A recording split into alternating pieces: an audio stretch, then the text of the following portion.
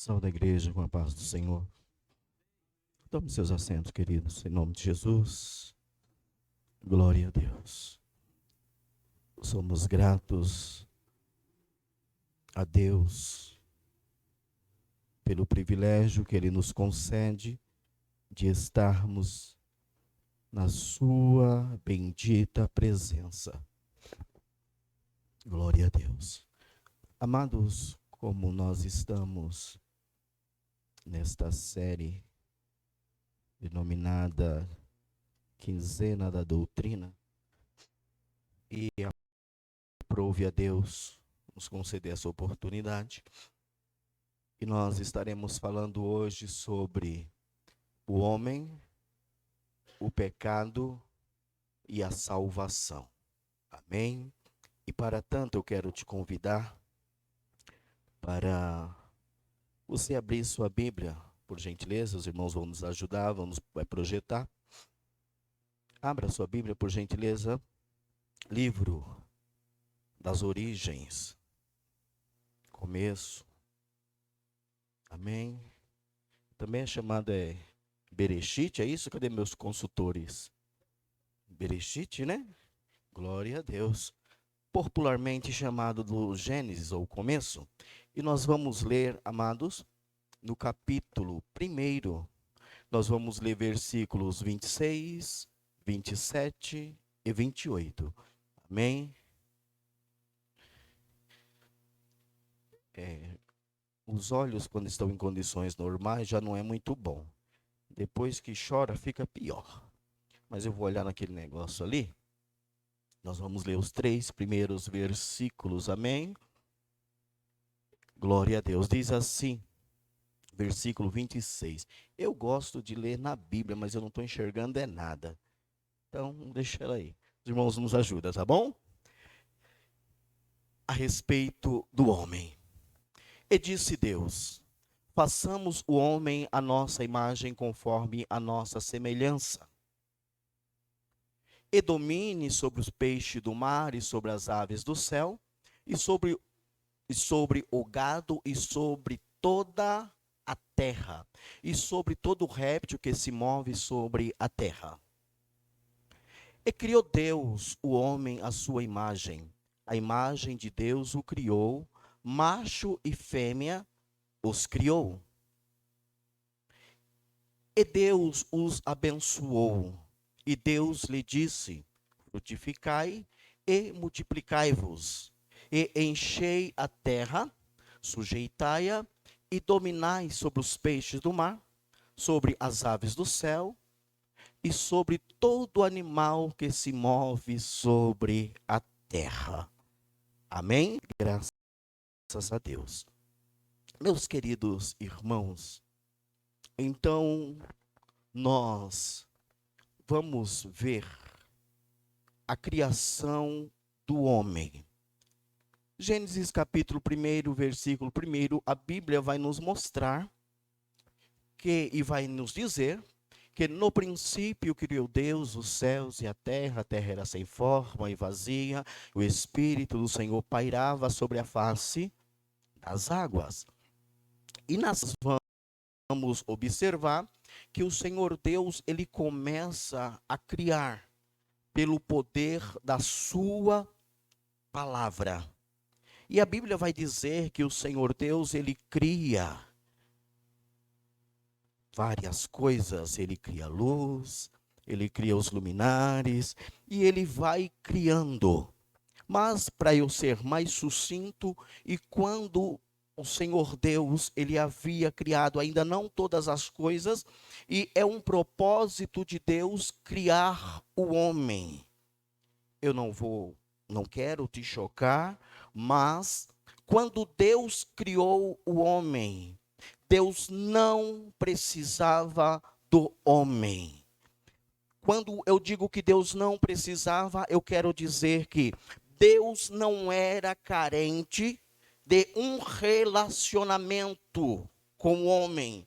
porque Deus, ele é o Todo-Poderoso e ele é completo em si mesmo. Então não é que Deus um dia olha e diz: olha, estou sentindo falta, estou meio carente, e tem uma reunião, o Pai, o Filho, o Espírito Santo, e decide criar o homem. Não. Deus é completo e perfeito em si mesmo. O ato de Deus criar um homem, isso só revela a grandeza e a bondade do Senhor. O que eu já vou abrir um parêntese aqui para dizer o seguinte.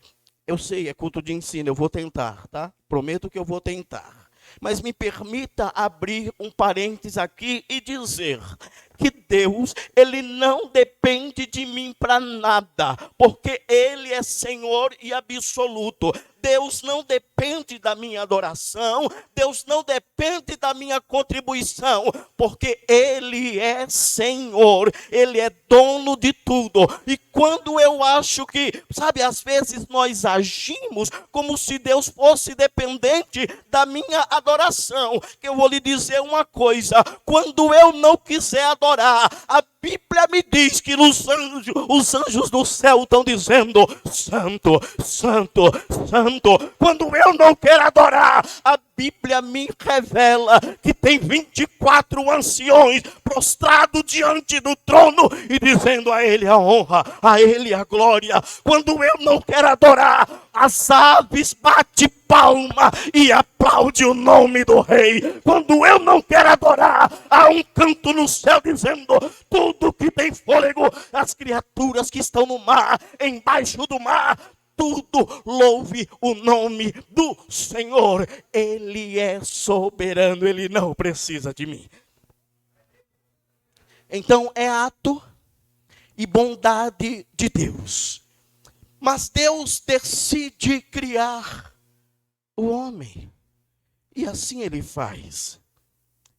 E a criação do homem, ela vai coroar aquilo que Deus havia criado. Nós vamos observar que quando Deus ele vai criar os animais, ele dá uma ordem. Ele diz: produz a terra almas viventes, segundo a sua espécie. E assim aconteceu. A terra produziu. Mas quando o Senhor Deus, ele vai criar um homem, ele vai fazer de uma forma diferente. Ele não vai pelo apenas dizer: apareça o homem da terra. Não. Mas eu imagino em algum tempo na eternidade, reúne-se o Pai, o Filho, o Espírito Santo, e eles dizem: façamos o homem conforme a nossa imagem, a nossa semelhança. Eu não sei você, mas estou sentindo uma presença aqui tão boa, um negócio tão gostoso. Eu sinto que é a presença do Criador que está aqui entre nós nessa noite. Glória a Deus. Eu vou me esforçar para me concentrar aqui. Eu fiz alguns rascunhos aqui. Então Deus, ele cria o homem a partir do pó da terra. E a Bíblia vai dizer que após Deus criar o homem, o Senhor Deus, então ele vai lhe soprar nas narinas, vai lhe dar fôlego de vida. E quando isso acontece, o Senhor Deus, ele está compartilhando algo que era próprio seu. E neste momento ele dá ao ser humano, ele compartilha com o ser humano, aquele que ele havia criado, parte dos seus atributos, o que também é chamado de atributos morais ou comunicáveis. E aqui eu sei que como é parecido com uma escola dominical, os adolescentes já estão ansiosos para participar. Sabe que na escola dominical tem a participação, né? É diferente a dinâmica. Então, ele compartilha com o homem esses atributos. comunicáveis. Que são eles? Vamos lá, me ajuda aqui. Rápido, senão as horas passam, eu não consigo. Vamos lá, Tamires vai responder. Fala um atributo comunicável que Deus nos deu, Tamires. Só um. Não. Oi? Não. Atributos. O que são atributos? São qualidades. Ficou mais fácil agora, né? Quais são elas? Vamos falar dos atributos comunicáveis? Tamires fez um gesto quando estava regendo as crianças e falava de um atributo. Aê, que mais? Amor. Deus compartilhou conosco esse atributo. Amor. Mansidão. Que mais? Vamos, ajuda aí. Irmãs, ajuda aí, irmã, pelo amor de Jesus. Os adolescentes ainda estão pensando. Ajuda aí, irmãs. Vamos lá, as irmãs. Fala um atributo comunicável. Domínio próprio. Vamos lá, irmãs, me ajudem para nós adiantarmos, para nós andarmos. Se as irmãs não responderem, o Ismael vai responder lá de trás, lá. Vamos, irmão, um atributo comunicável. Vamos lá para nós dar continuidade? Não lembra? Fruto do Espírito? Está bem perto, está lá. Então, o Senhor, quando Ele faz isso, Ele compartilhou com o homem parte dos seus atributos, sendo eles amor. Que mais? Justiça. Eu tenho uma listinha aqui, eu anotei só alguns. Santidade, misericórdia, justiça, bondade, fidelidade. Ou seja, são atributos que o homem precisava dele para viver, colocando em prática esses atributos, vivendo segundo a orientação de Deus, e esses atributos ia permitir ao homem viver de uma forma que agradasse a Deus. Então veja que o ser humano, ele tem um privilégio muito grande. Deus compartilha daquilo que era seu e entrega ao homem. Então Deus criou o homem assim. O que nós poderemos mais observar sobre o que Deus criou, como Deus criou o homem. O homem, ele é composto de corpo, que é denominado uno e trino. É isso? É um homem que tem corpo, alma e espírito. Então entenda, querido, isso quando Deus cria o homem segundo a sua imagem, segundo a sua semelhança, esta é a forma que Deus se apresenta do homem, e existe então a possibilidade de compreensão, porque a Bíblia vai dizer que Deus é espírito. Então eu não me imagino um corpo para Deus, mas Deus, a partir daí, ele oferece ao homem a condição de se comunicar com Deus. O homem foi criado puro e santo. O homem foi criado para viver eternamente.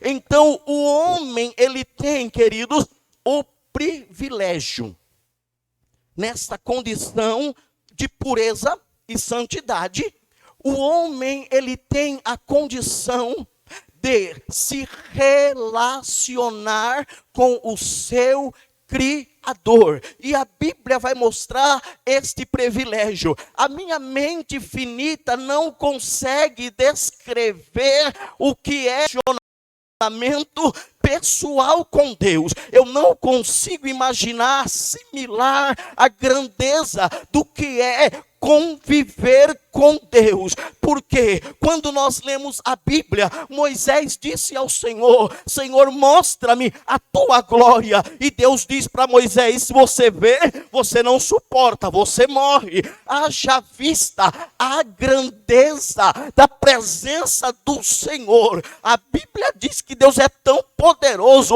que o falar de Deus esmiuça as penhas. Ele é tão poderoso que quando ele sopra, irmão, é coisa tremenda. Então eu não imagino como é o ser humano conversando com Deus. E o ser humano, ele tinha este privilégio. Mas voltando a Moisés, a Bíblia vai dizer, o Senhor diz para Moisés: não pode ver a minha face, mas como você está muito desejoso, olha, te coloca lá entre as pedras, porque eu vou passar, e quando eu passar, a minha glória, o meu rosto não, mas a minha glória, você vai perceber. E a Bíblia diz que quando Moisés, ele fica naquela posição, o Senhor Deus passa, o poder é tão grande, que quando Moisés desce do monte, Moisés tem o seu rosto brilhando, e as pessoas não conseguiam olhar nos olhos, no rosto de Moisés. Alguém olha, vê a glória de Deus, mas pois só a glória é o bastante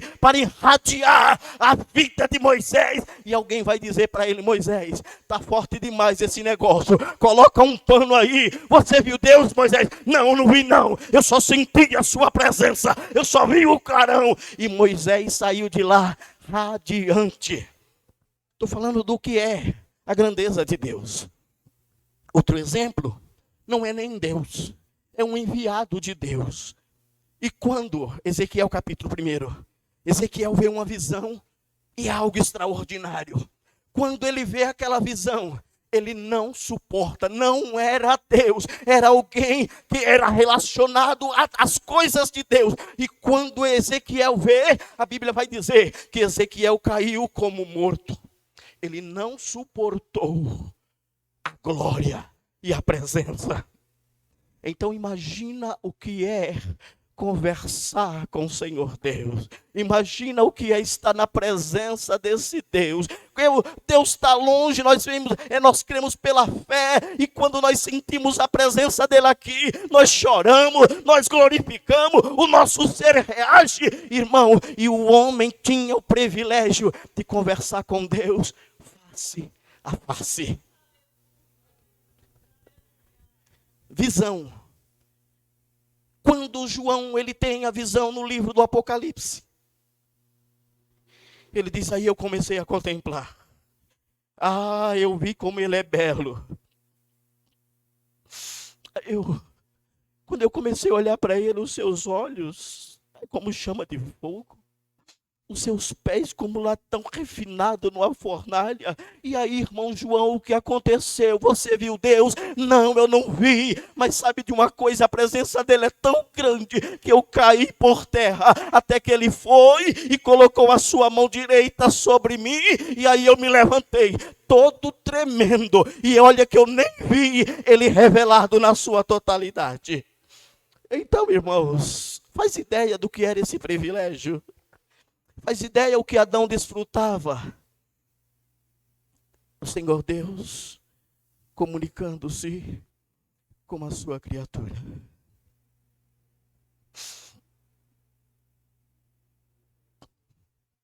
E assim Deus criou o homem, mas ele faltava algo. Estou falando só de Adão.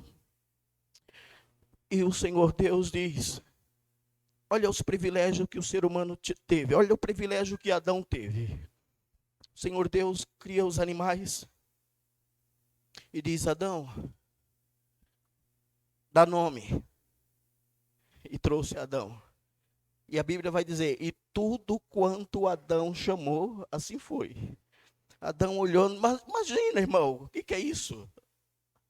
Adão olhou e falou: aquilo ali é uma vaca. Irmão, Adão olha um bichinho fazendo um barulho diferente. E como nós estamos numa escola, isso não é demais eu imitar o bichinho não, né? De repente Adão escuta um miau. Fala: isso é gato. É gato. Daqui a pouco Adão, imagina Adão, olha para um bichinho lá, cheio de pena, e o bicho faz có, có, có, có. Falou, isso é galo. E ele foi dando nome para os animais. E é interessante, você vê como o privilégio deu nome a tudo quanto existe. E Adão está ali, tranquilo. O Senhor olha e diz, está faltando alguma coisa, né? Não é bom que Adão fique sozinho. Vamos fazer uma adjuntura para ele? Alguém que se comunique com ele, tem uma convivência. E o Senhor Deus, ele vai fazer o seguinte. Está registrado. Projeta para nós aí, Gênesis 2, 21 e 22. Foi assim que Deus criou a mulher. E o Satanás, com a ideia do Big Bang, que ele vá para lá. Está aqui, ó, na palavra. Coloca aí para nós. Foi assim que Deus criou a mulher. Não evoluiu do primata. Então o Senhor Deus fez cair um sono pesado sobre Adão, e este adormeceu. E tomou uma das suas costelas e cerrou a carne em seu lugar. E da costela que o Senhor Deus tomou do homem, formou uma mulher e trouxe a Adão. Amém. Foi assim que Deus criou a mulher. Aí vem a teoria, que foi uma evolução. E é interessante, irmão, é teoria. E é interessante que ela é tão furada, tão desqualificada, que o ser humano evoluiu, segundo eles, do primata, e daí para lá não evoluiu, de lá para cá não evoluiu mais, parou aí a evolução.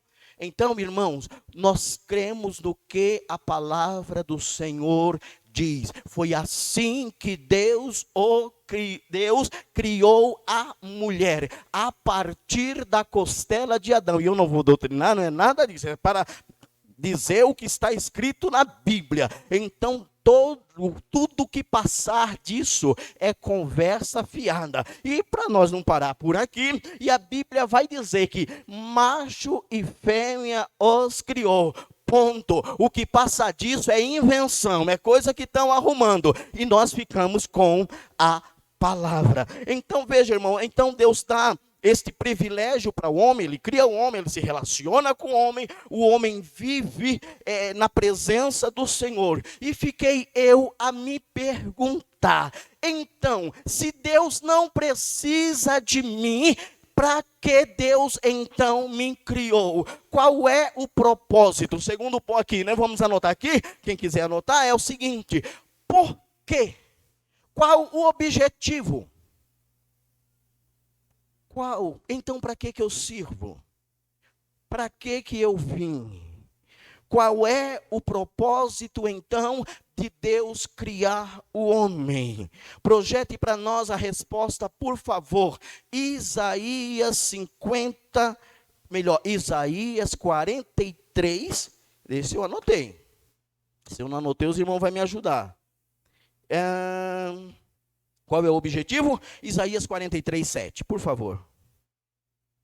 São os propósitos pelo qual Deus nos criou. Olha lá, esse é o propósito. A todos os que são chamados pelo meu nome, e os que criei para minha,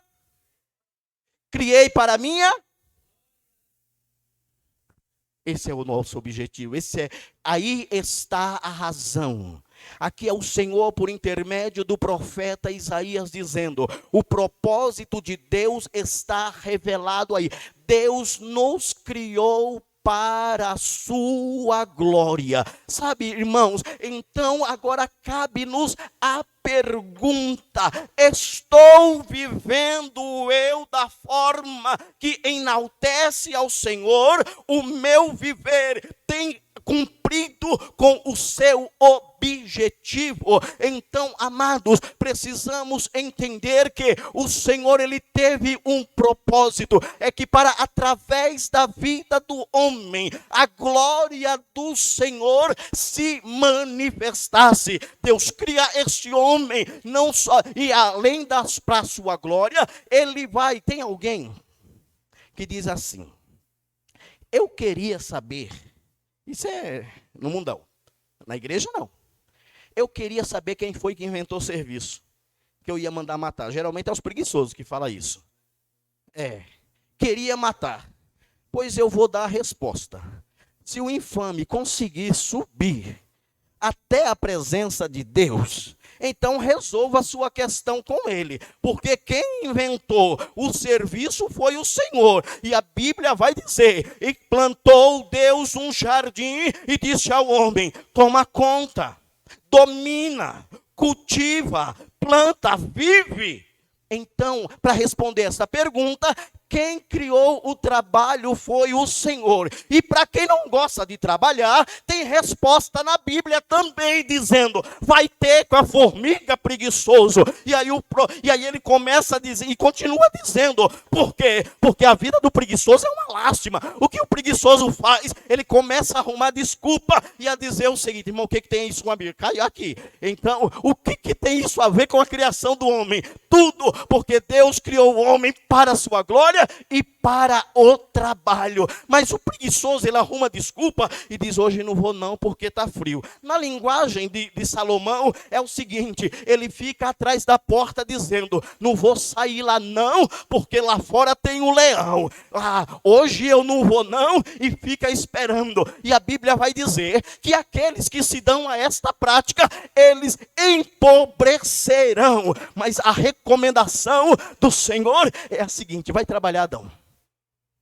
E depois Paulo acrescenta, né? Mas nós vamos deixar essa parte de Paulo para depois, porque senão o negócio fica meio pesado, e não é o objetivo aqui, tá certo? Então, o Senhor Deus, ele deu algum privilégio para o homem. Quando o Senhor Deus diz para o homem: domina sobre tudo. Domina sobre os peixes do mar, domina sobre as aves do céu, domina sobre tudo. Então o Senhor Deus está dando a terra, quem plantou, quem criou é do Senhor. Tudo é do Senhor. Aí você talvez me diga: mas no Salmo 115, versículo 6, está escrito que os céus são do Senhor, mas a terra deu ele ao filho dos homens. É verdade, mas ele deu a terra por concessão. Ele está dizendo: olha, você tem liberdade para trabalhar, mas tudo é dele. Então ele vai responder essa questão dizendo: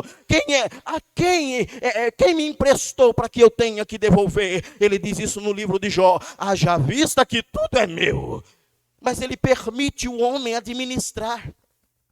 Ele deu essa condição para o homem, quando ele diz: domina, sujeitai, multiplicai. Então ele está dando domínio para o homem. Isso era um privilégio extraordinário. O homem é a coroa da criação.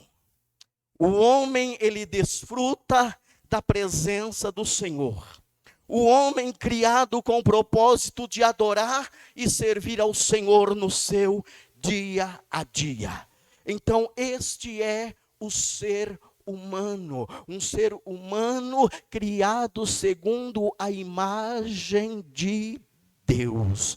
Então está tudo bem, está tudo tranquilo, e o ser humano, com esta relação, com esta intimidade, com este vínculo com o Senhor Deus. Mas aí, amados, o que vai acontecer? Eu lhe falei de uma forma bem abreviada sobre o ser humano. Somente relembrando, os adolescentes vão me ajudar de novo. Então, temos os atributos comunicáveis de Deus, que são ele.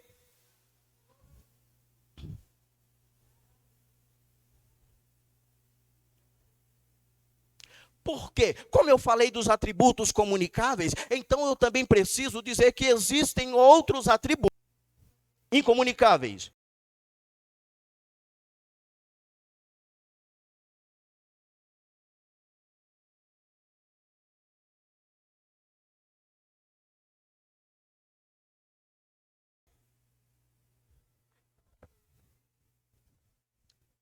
Onisciência, onipotência, presença, quem mais? Imutabilidade, ou seja, o único que não muda. Então Deus, esses atributos, uma vez que ele deu os comunicáveis para o homem, agora tem outros que ele não vai comunicar, é somente dele. Então ele vai dizer que ele é o Senhor, o Todo-Poderoso, que os nossos irmãos hebraicos, os judeus, os chamam então de, como que é mesmo na língua dos hebreus, como que chama esse atributo? O Todo-Poderoso? El Shaddai, Criador. Então, ele é chamado pelos judeus, quando eles querem se referir a Deus, o Todo-Poderoso, eles vão dizer o Senhor El Shaddai, o Todo-Poderoso. Então, onisciência, onipresença, onipotência, imutabilidade e entre outros. Então, amados, veja o privilégio que Deus deu para o ser humano. Estava tudo bom e perfeito, mas aí teve um advento, queridos, que o que aconteceu? O homem, mesmo com esta relação com Deus, ele se deixou levar pela tentação. E outra coisa, deixe-me voltar só um pouquinho, quando Deus cria o homem, lhe dá essa condição, Deus também lhe dá livre arbítrio, porque imagina o Deus Todo-Poderoso, e ele vai dizer assim, vou criar o homem, e esse homem vai me adorar, mas ele é tão maravilhoso, que ele vai dar condição do homem escolher se quer adorá-lo ou não. Aí eu vejo Jesus dizendo, é quem quiser, adoração não é imposição, adoração não é obrigação, adoração é coração voluntário, adoração é alma aberta, adoração é reconhecimento de um Deus eterno e poderoso. E Deus lhe deu essa condição, livre arbítrio. E a Bíblia vai dizer que vai acontecer um fato que vai mudar o rumo das coisas. E isso nós chamamos de pecado. E o pecado, ele traz consigo as suas consequências. Olha só o que aconteceu. O que o pecado fez? Ele separou o homem de Deus. Ele separa o Criador da sua criação. Veja Gênesis 3:23. Por favor, Gênesis 3:23. Olha o que aconteceu. Sabe aquele estado primeiro? Já foi. Agora olha o que acontece agora. E o Senhor Deus, pois, o lançou para fora do jardim do Éden, para lavrar a terra de que fora tomado. Foi separado de Deus. Olha o que o profeta Isaías vai dizer. Isaías 59, versículo 2. Ele vai estar confirmando isto. Mas as vossas iniquidades, ou vossos pecados, fazem separação entre vós e o vosso Deus. E os vossos pecados encobrem o seu rosto de vós, para que não vos ouça. É bem verdade que o profeta aqui, ele está sendo diretivo para a nação de Israel pelo seu desprezo, mas isso se aplica a todo ser humano. Então o pecado, ele separou o homem de Deus. Então, amados, vejam o que o pecado foi capaz de fazer. Sabe aquela comunhão, sabe aquele privilégio, o homem perdeu. Olha só, a Bíblia vai dizer que por um entrou o pecado no mundo. Isso é Paulo falando, ele está falando, referindo-se a Adão. Isso está no livro de Romanos, capítulo 5 e o versículo 12. Então, para nós adiantarmos, o pecado, ele trouxe maldição, sofrimento, não somente na vida humana. O pecado, ele é tão catastrófico que ele causou uma mudança até em todo o planeta. Ele causou o pecado, além de afastar o homem de Deus, além de colocar o homem em rebelião contra Deus, até com a lei da natureza, com a natureza o pecado foi capaz de mexer. Isso Paulo escreve aos Romanos, no capítulo 8, e o versículo 22. Para você entender, a Bíblia vai dizer, quando Paulo escreve isso aos Romanos, ele vai dizer que a natureza, ela está gemendo, há uma certa expectação ou anseio pela redenção. Para você que não se preocupa com o arrebatamento da igreja, a natureza está dizendo: volta logo, Jesus, vem buscar a tua igreja logo, Jesus, para que entre o processo a oração, vem logo, Jesus, buscar este povo, para que a natureza seja restaurada, porque o pecado afetou até a natureza. Então veja que não é pouca coisa o pecado. Então o que o pecado ele vai fazer? O pecado ele vai escravizar as pessoas. O pecado ele tem agora, além de ter separado o homem de Deus, o pecado escraviza a pessoa. E o que é uma pessoa escravizada? A pessoa escravizada, ele faz aquilo que o seu Senhor manda. E tendo por Senhor o pecado, este ser humano agora vai viver nessas condições decaída. E agora, amados, a degradação do homem vivendo debaixo do pecado é lamentável. Aí nós vamos ver que começa o homem a viver debaixo do pecado, irmãos, e coloca o homem em rebeldia contra Deus. E eu fico ainda, sempre que eu leio ainda me choco com isso. Capítulo 4 do Gênesis, versículo 9. Olha só o que é a rebeldia do homem. Deus chega para Caim e diz para Caim: irmão, é Deus falando com o homem vivendo no pecado. Ô Caim, cadê Abel? Irmãos, e a resposta de Caim para mim é surpreendente. É assim, é de uma grosseria, de uma rebeldia sem tamanho. Ele está falando com o Criador do universo. Ele está falando com o Criador de todas as coisas. E sabe o que ele vai responder? Para quando Deus pergunta sobre Abel, seu irmão, ele vai dizer: e agora deu. E agora, se fosse nordestino aqui, né? Agora deu. E agora eu vou ser cuidador do meu irmão, é? E agora eu sou babá do meu irmão, é? Não sei onde ele está, não. Tá, olha, irmão. Não está falando lá com o irmão dele, não. Está falando com Deus. E o homem é capaz de falar isso com Deus. Porque no versículo 8, ele já estava tomado. Ele não obedeceu. Ou ele não atentou para o que o Senhor havia dito. Depois de um culto, ele sai brabo da igreja. Vou chamar assim, né? Trazer para os nossos dias. Foi cultuar os dois. Abel leva oferta. Caim também leva.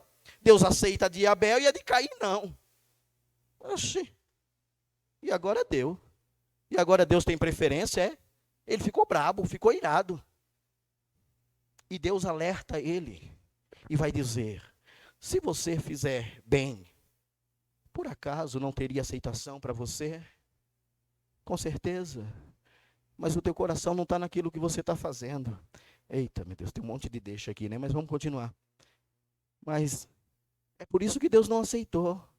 Alguém vai dizer porque ele pegou chuchu podre, jirimu podre, abóbora podre, não sei o que, milho podre, colocou tudo lá. Mas não é isso que a Bíblia diz, não. Porque o coração dele não estava em agradar o Senhor, ele só tinha o ato. Irmão, isso é forte. Como diz o irmão, isso é forte. E eu entendo com isso que não adianta somente o fazer, mas a intenção que me move a isso. Você entende isso? Não é para Deus, não é só fazer.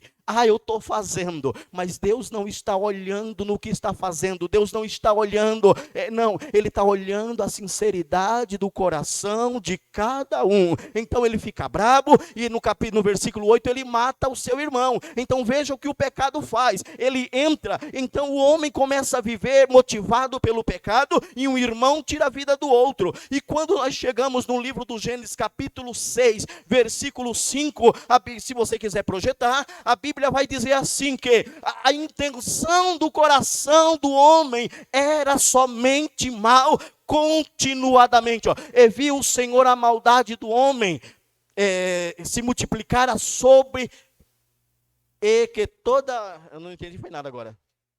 e que toda a imaginação do seu coração, o pensamento do seu coração, era somar continuadamente a maldade, sabe, tudo que você possa imaginar de coisa ruim, foi o pecado que ocasionou. Eu falei, o pecado ele traz a morte. Sabe, hoje, esse sofrimento que existe no mundo, alguém vai dizer, não, esses homens são maus. Irmão, toda a ruína do mundo, ela está fundamentada por causa do pecado. Então, o pecado ele vai trazer as guerras. O pecado ele vai levar o homem ao egoísmo. É o homem pensando em si mesmo. Lembra o que foi que a serpente disse para Adão e para Eva lá no jardim? Não, você vai ser igual a Deus. Os seus olhos, Deus sabe que no dia que você desobedecer, você vai ser, do dia que você comer, você vai ser igual a Deus. É por isso que Deus não quer que você coma.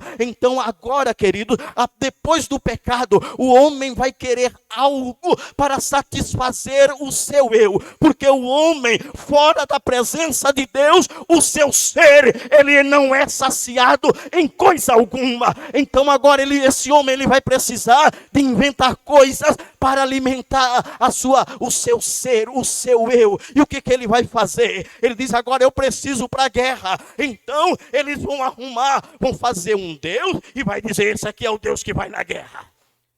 E começa. Aí daqui a pouco esse homem ele vai precisar, para preencher o seu vazio, ele vai dizer, eu preciso de festas.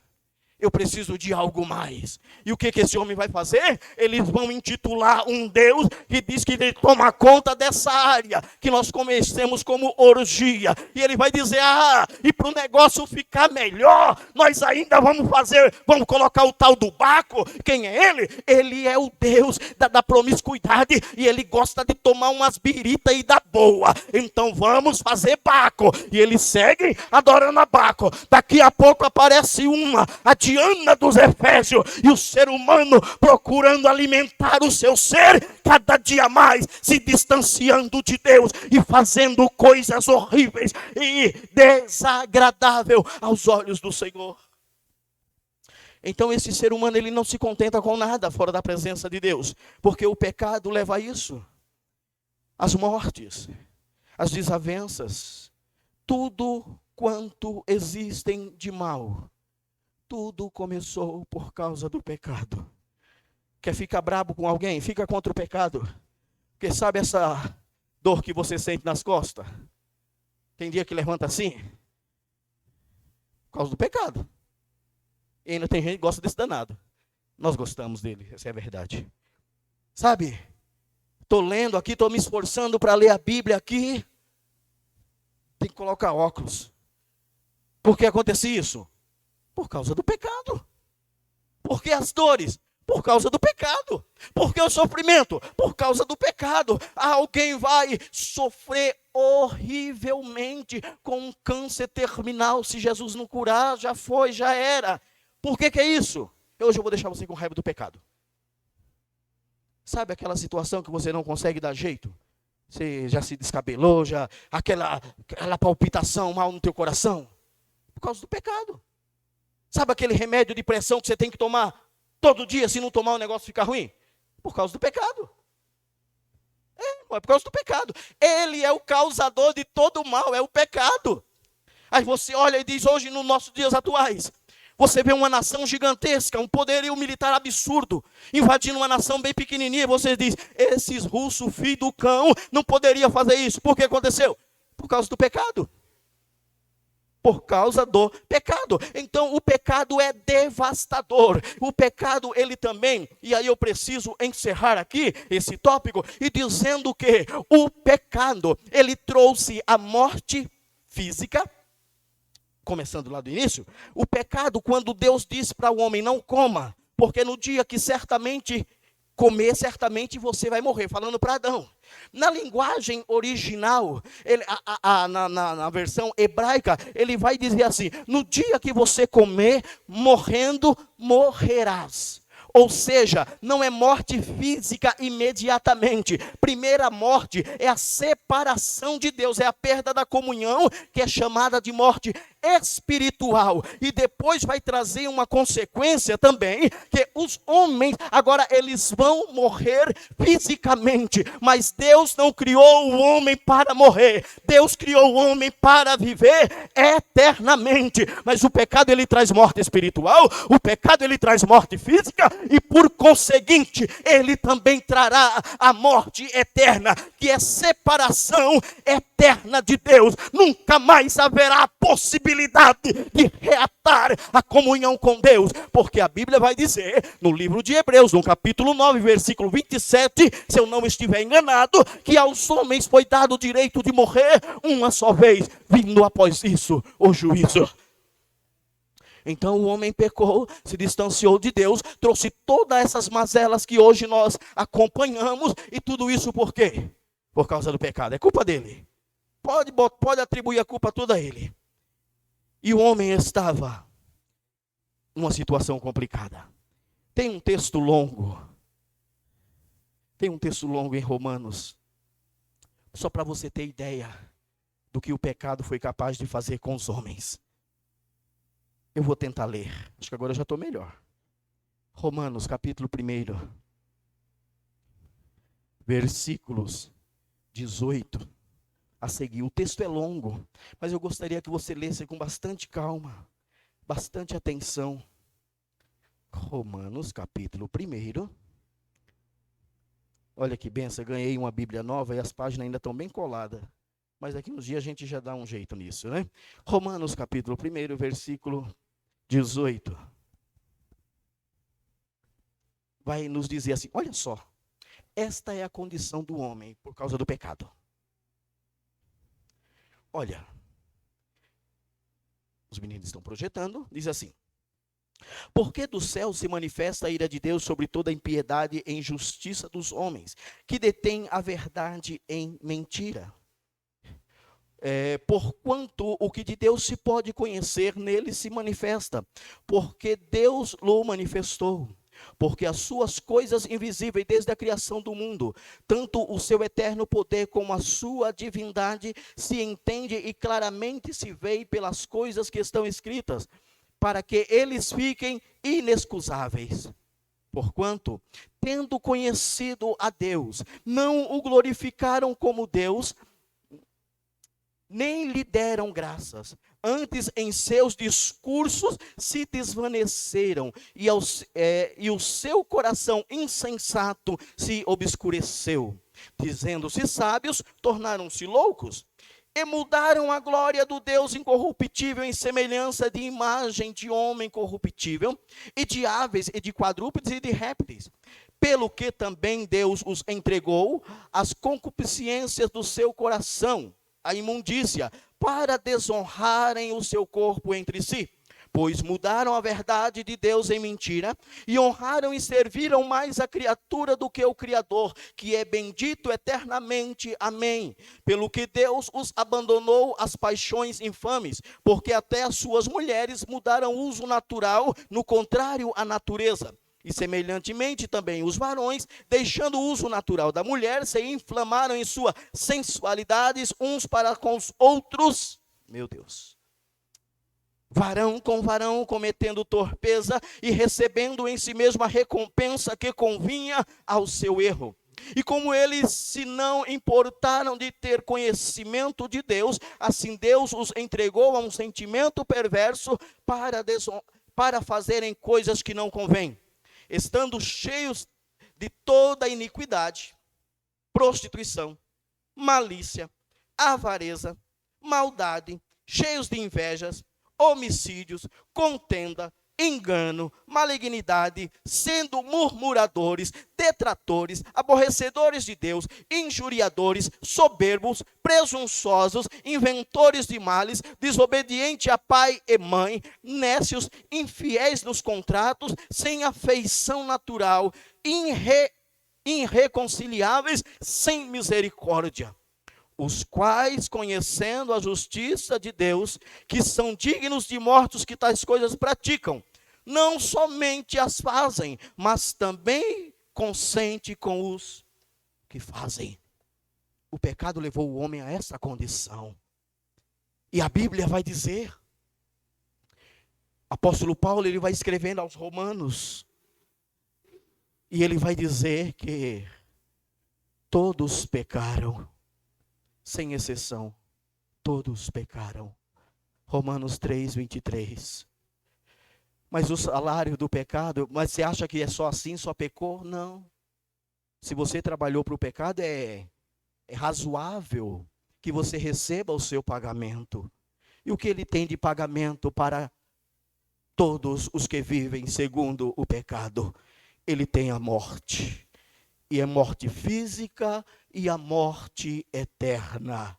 Então o homem, ele está perdido, o homem, ele está arruinado, o homem está caminhando cada vez mais para longe do seu Criador. O homem, ele perde tudo aquilo que Deus havia lhe proporcionado de bom, porque ele vive segundo o pecado e ele quer satisfazer os desejos, aquilo que lhe é conveniente, a parte daquilo que Deus preparou para ele. Então agora o homem está perdido, o homem está arruinado, o homem está indo para o inferno, eternamente viver afastado da glória, da presença, da comunhão com o Senhor. O homem está perdido, e a Bíblia vai dizer: Deus encerrou a todos debaixo do pecado. Então, amado, e agora o que fazer para que este homem ele tenha uma outra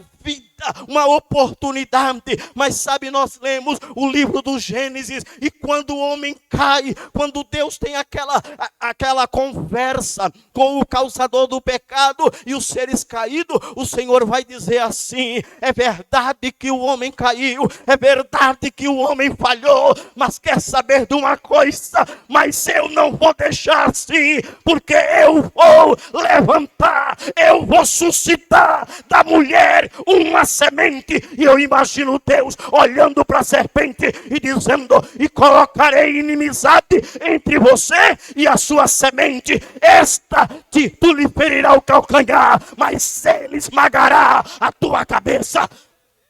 Nem tudo está perdido, porque existe uma promessa da parte de Deus, e para essa promessa nós chamamos de salvação. Nem tudo está perdido. Existe esperança para o ser humano, existe uma promessa da parte de Deus, existe um Deus que está agora com a sua mão estendida. Olha que grandeza de Deus. Deus, ele fez o homem com tanto amor. João capítulo 1 e o versículo, ou melhor, João 3,16, vai dizer que Deus amou o mundo de uma forma tão extraordinária. Aí eu vejo um Deus justo, mas ele é tão justo que ele não pode admitir o pecado do homem, porque isso afronta a Deus. Deus não pode admitir o pecado, mas ele é tão amoroso. Como justo, ele diz: a condenação é a morte eterna, mas como amor ele se oferece para resgatar esse mesmo homem. Porque os atributos de Deus, eles não se chocam, eles são perfeitos. O amor diz: não pode ser assim, mas a justiça diz: não pode ser assim, e esta justiça precisa ser satisfeita. Mas a Bíblia vai dizer, em algum lugar na eternidade, em algum tempo, e o profeta Isaías, ele vai dizer de uma forma, ainda que concordam os estudiosos, que quando Isaías escreve o capítulo 6, ele também faz referência a isso, no chamado do Senhor. Em algum tempo, na eternidade, a Bíblia vai nos dizer que alguém vai se prontificar e vai dizer: eu vou resgatar os meus irmãos, mas para isso vai precisar morrer. Tem problema não, eu estou à disposição para resgatar a minha criação. Eu não vou dar a minha criação para o diabo e nem para a morte. Aí chegou a salvação, e é lindo isso, como que os profetas, e aconteceu algo tão extraordinário no decorrer da Bíblia, e aqui eu preciso encerrar em 8 minutos. Vários eventos e pessoas apontavam para essa salvação. E aí quando nós começamos a ler a Bíblia, nós vamos ver que apontando para a salvação, lá no Gênesis 7 nós temos a Arca de Noé. Pecado reinando absoluto. Mas Deus olha para Noé e diz: eu tenho salvação. Qual é a salvação, Senhor? Constrói uma arca de madeira. E Noé, em obediência à palavra do Senhor, ele constrói essa arca. E é lindo isso, porque as pessoas não aceitaram aquilo. E chamaram até Noé de louco. E Noé diz: eu prefiro obedecer a Deus. Então a arca já apontava para a salvação. E eu não tenho mais tempo. E eles entram na arca, Noé e sua família. E eles são salvos do dilúvio. Estou falando de salvação. Você continua na história. E nós vamos encontrar Abraão. Abraão também apontava para Cristo. Quando o Senhor Deus chama Abraão e ele obedece. E o Senhor Deus diz para ele: eu farei de você uma grande nação. Povos sairão de ti. E em ti todas as famílias da terra serão benditas, apontando para Cristo. E no tempo não para por aí, nós chegamos em Isaac. Isaac também apontava para Cristo. Quando Isaac estava ainda numa idade tenra, o Senhor Deus diz para Abraão: me oferece o teu filho. E o que ele faz? Ele leva Isaac até o Monte Moriá e chega lá. Você conhece o processo. Abraão vai para sacrificar Isaac. Isaac deitado sobre o altar também aponta para Cristo. E nós vamos discorrendo na história. O próprio casamento de Abraão com Rebeca também aponta para Cristo. Quando Rebeca vem ao encontro de Isaac, ela pergunta: quem é aquele? Ele diz: aquele lá é Isaac, aquele lá é o teu Senhor. A igreja ali representada por Rebeca, e Isaac sendo um tipo de Cristo também. Nós vamos então continuar lendo a Bíblia, e nós vamos encontrar no Gênesis 41, nós vamos falar sobre José, e José também é um tipo de Cristo. Quando faltou pão, no Egito, você conhece a história, então as pessoas iam até José buscar trigo, e trigo representa pão. Isso te lembra alguma coisa a respeito de Jesus? Jesus disse: eu sou o pão vivo que desceu do céu. As pessoas iam buscar pão e alguém dizia: vai procurar José. E hoje o que a igreja diz? Vai buscar em Jesus. Colocaram o nome de José de Zafanate Paneia, que quer dizer isso, é Salvador do Egito. E Jesus é o Salvador do mundo, e a história continua. E ele libertou, ele deu vida àquele povo, e Jesus tem vida e vida com abundância. Nós vamos continuar na história, nós vamos encontrar Moisés, Êxodo capítulo 1. E o que aconteceu? O que aconteceu é que Moisés, ele nasce num período onde havia uma perseguição contra a criança, e diziam: mata, joga no rio. Não conseguiram matar Moisés. Isso lembra alguma coisa sobre Jesus? Jesus foi perseguido e Herodes disse: mata. Mas sabe o que aconteceu? Não conseguiram matar. Por quê? Porque ele é o rei da glória, porque ele é o prometido, ele é a semente da mulher que Deus havia provido. E aí o tempo vai passando, continuando a história. Nós vamos até lá no livro de Josué. Quem é Josué? Josué também aponta para Cristo. O povo vem peregrinando, Moisés vem conduzindo o povo, mas antes de atravessar o rio Jordão, Moisés morre, e o Senhor Deus chama Josué e diz para ele: você vai fazer esse povo herdar a terra que eu lhe prometi. Ei, querido, existe promessa para a igreja da parte de Deus, e nós, através de Jesus Cristo, nós tomaremos posse da terra. E a história continua. Aí o Senhor continua falando dessa salvação, e Ele vai falar por meio dos profetas. E um dos profetas que mais se destacaram nesta questão foi o profeta Isaías, o profeta messiânico. Esse eu quero ler com vocês. Projeta para nós aí, vê como que faz um negócio desse. Isaías 7:14. Veja se é isso mesmo, por favor. Isaías 7:14, olha. Portanto, o mesmo Senhor vos dará um sinal. Como que vai ser essa salvação, Deus? Eu vou dar um sinal. Qual? Eis que uma virgem conceberá e dará à luz um filho, e será o seu nome Emanuel. Emanuel, que quer dizer Deus conosco. Deus conosco. Eu preciso adiantar. Mas veja que coisa linda. Parou não, parou não. Agora veja, Isaías 9, versículos do 1 ao 6. Olha só, acompanha o raciocínio para você ver. Ele já deu o sinal. Mas a terra que foi angustiada não será entenebrecida. Ele envelheceu nos seus primeiros tempos, a terra de Zebulon, a terra de Naphtali, mas nos últimos a enobreceu junto ao caminho do mar. Isso vai te lembrando alguma coisa? Além do Jordão, a Judéia, a Galileia dos gentios. O povo que estava em trevas viu uma grande luz, e sobre os que habitavam na região da sombra da morte, resplandeceu a luz.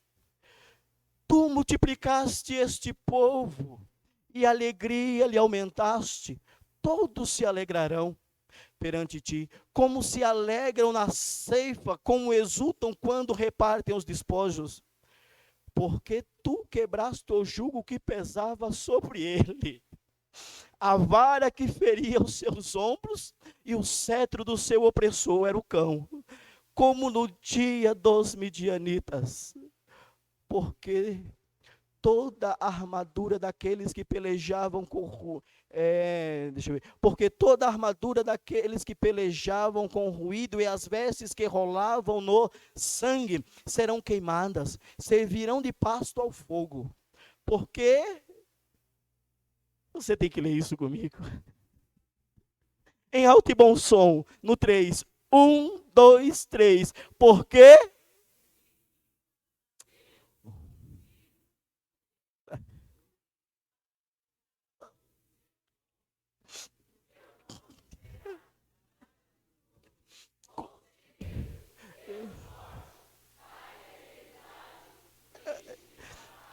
é a nossa salvação.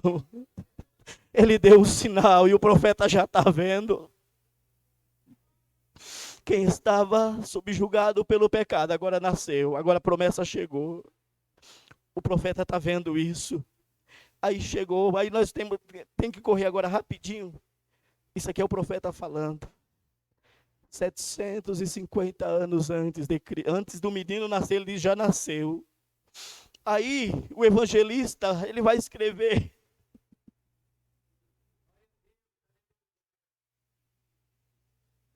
A salvação chegou.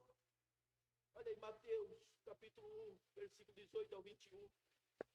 Olha só como chegou a nossa salvação. Ora, o nascimento de Jesus Cristo foi assim. Estando Maria, sua mãe, desposada com José, antes de se ajuntarem, achou-se ter concebido do Espírito Santo. Então José, seu marido, como era justo e não queria infamar, tentou deixá-la secretamente. E projetando ele isso, eis que em sonho lhe apareceu o anjo do Senhor, dizendo: José, filho de Davi, não temas receber Maria, tua mulher, porque o que nela está gerado é do Espírito Santo. Olha para nós, Lucas 2, 6 e 7. Por favor.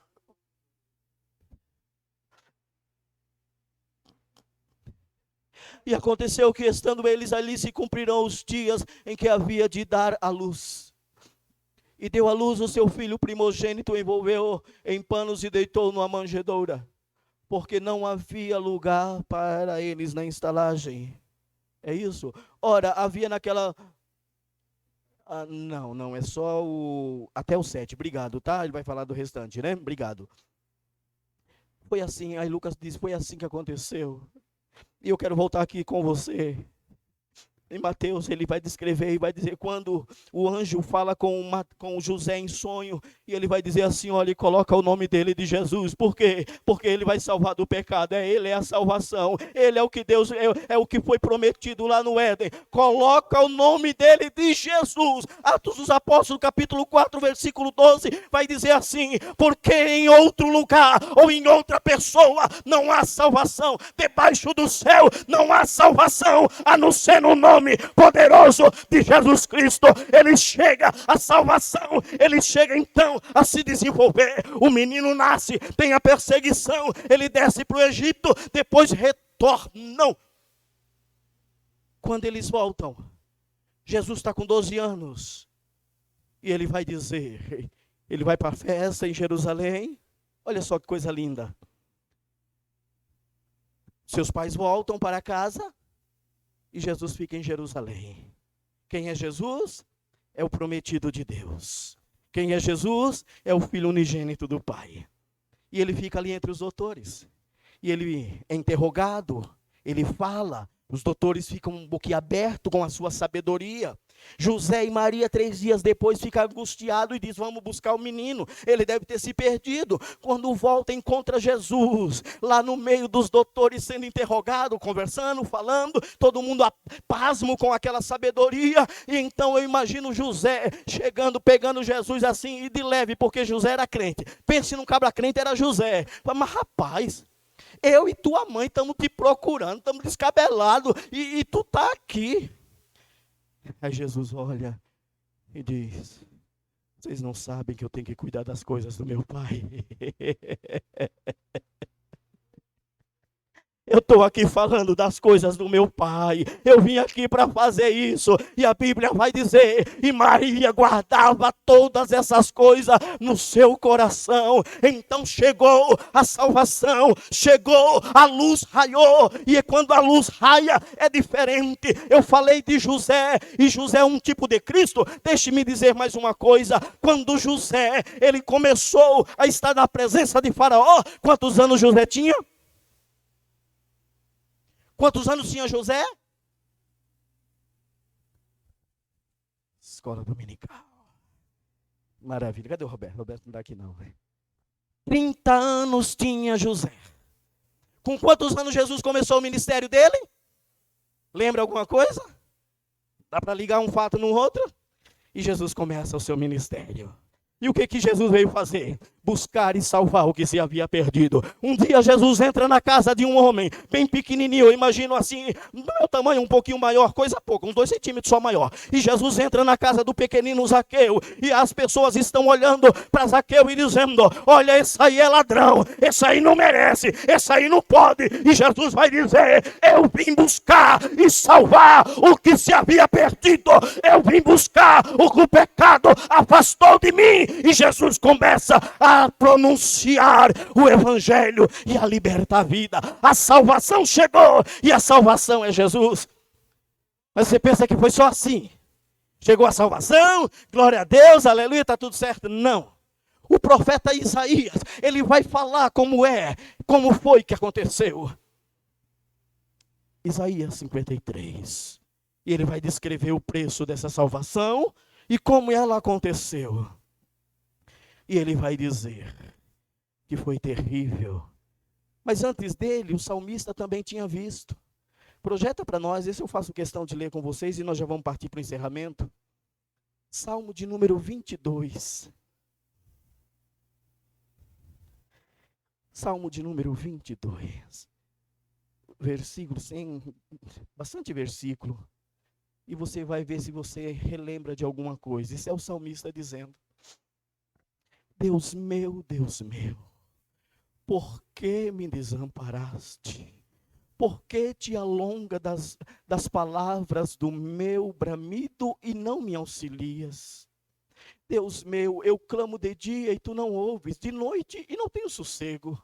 Porém tu és santo e que habita entre os louvores de Israel. Em ti confiaram nossos pais, em ti nossos pais confiaram e tu os livraste. A ti clamaram e escaparam, em ti confiaram e não foram confundidos. Mas eu sou verme e não homem, opróbrio dos homens e desprezado do povo. Todos os que me veem zombam de mim, estendem os beiços e maneiam a cabeça, dizendo: confiou no Senhor, que o livre-o, pois nele tem prazer. Mas tu és o que me tiraste do ventre, o que me preservaste estando ainda aos seios da minha mãe. Sobre ti fui lançado desde a madre, tu és o meu Deus desde o ventre de minha mãe. Não te alongues de mim, pois a angústia está perto e não há quem ajude. Muitos touros me cercaram, fortes touros de Bazã me rodearam. Abriram contra mim suas bocas como um leão que despedaça e que ruge. Como água me derramei, e todos os meus ossos se desconjuntaram, e o meu coração é como cera, derreteu-se dentro de mim. A minha força se secou como um caco, e a língua se me apega ao paladar, e ao me puseste no pó da morte. Pois me rodearam cães, o ajuntamento de malfeitores me cercou, traspassaram-me as mãos e os pés, poderiam contar os meus ossos, eles vêm e me contemplam. Reparte entre si as minhas vestes e lançam sorte sobre a minha túnica. Mas tu, Senhor, não te alongues de mim, força minha, apressa-te em socorrer-me. Isso aqui ele está apresentando Jesus na cruz. E o profeta já havia dito, o profeta Isaías, que ele seria moído pelas nossas transgressões. Ele foi ferido por nossa causa. Ele assumiu esta condição. E agora Jesus, ele está na cruz. Jesus, ele está sofrendo, é o preço da nossa salvação, é o sangue de Cristo. Mas quando ele está lá em todo esse sofrimento, e aí nós vamos encerrar aqui, olha só, João, capítulo 19, eu não vou ler, as horas já foi, mas vai ser a agonia de Jesus na cruz. É a nossa salvação, está lá, é Jesus pendurado. O que foi escrito no Salmo 22 vai se cumprir naquele ato. Eles vão jogar as vestes de Jesus, vão disputar, vão lançar sorte, para que se cumprisse tudo o que está escrito. E quando nós lemos em João capítulo 19, nós vamos ver que, aí vai dizer assim, e para que se cumprisse o que está escrito, ele disse, tenho sede. Deram água? Não. Colocaram vinagre de uma forma humilhante sobre a sua boca. E ali ele vai expressar, é na cruz, que Jesus, mesmo naquela condição, ele vai olhar com amor e vai dizer, Pai, perdoa-lhes porque não sabem o que fazem. Os seus algozes diziam, gritavam e diziam, como diz o Salmo 22, se é o Filho de Deus, desça da cruz. Salvou a tantos, porque não salva-se a si mesmo? E começaram a insultá-lo. Jesus já havia sido humilhado, colocaram uma coroa de espinhos sobre a cabeça dele e disseram, esse é o rei. Bateram nele e diziam, profetiza quem te bateu. E ele aceita toda esta humilhação. No alto da cruz, ele ainda vai pedir misericórdia ao Pai. Ele vai repetir o Salmo 22 e vai dizer, Deus meu, por que me desamparaste? E vão continuar a zombaria. E diante daquele sofrimento, ele vai dizer a frase mais linda de toda a história, eu ouso dizer, do universo. ele vai dizer uma frase que existem, se você pesquisar, você vai ver frases notáveis no mundo. Se você vier para o Brasil, você vai ver um homem, um quadro que vai ilustrar um momento de um homem montado no cavalo e dizendo: é independência ou morte. Vai ter frases notáveis por os homens que marcaram a história da humanidade, até hoje se fala dela, mas tem uma que mudou a história de todo ser humano que crê e que entende a palavra do Senhor Jesus Cristo. É neste momento que ele vai clamar e ele vai dizer: está consumado, tetelestai, está feito, eu paguei o preço. E o que ele faz? Ele entrega o Espírito a Deus e ele diz: agora você tem liberdade, agora você tem salvação, agora você pode adorar em espírito e verdade, porque a morte ele venceu, o pecado ele venceu. É por isso que você está aqui nesta noite. E é por isso que eu não posso aceitar entrar dentro do santuário do Senhor, de posse de uma salvação dessa, e ficar fazendo caras e boca. Eu quero adorar o Rei que vive para todo sempre. O homem pecou, mas Jesus veio trazer salvação, e foi pelo sangue de Cristo. Viva a salvação que o Senhor te deu. Deus abençoe.